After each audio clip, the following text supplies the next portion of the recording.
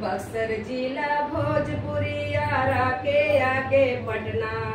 बक्सर जिला भोजपुरी आरा के आगे पटना।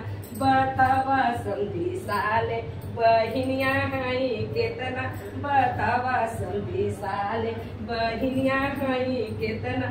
बतावा समझी साले बहिनिया हई केतना। बतावा समझी साले गोरकी हई गोरखपुर पतर की हई पटना। गोरकी हई गोरखपुर पतर की हई पटना। पत्थर की के लेके रजभोला दूर घटना। पत्थर की के लेके रजभोला दूर घटना।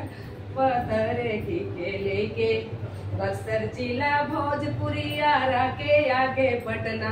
बतावा बरती हवा बहिनिया हई केतना।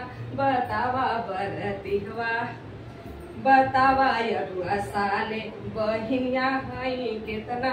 बतावा यरुआ साले गोरकी हई गोरखपुर पतर की हई पटना। गोरकी हई गोरखपुर समर की हई पटना।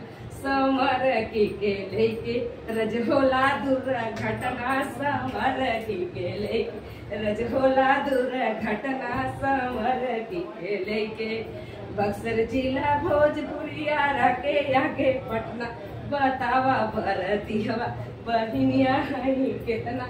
बतावा यरुआ साले बहिनिया हई केतना।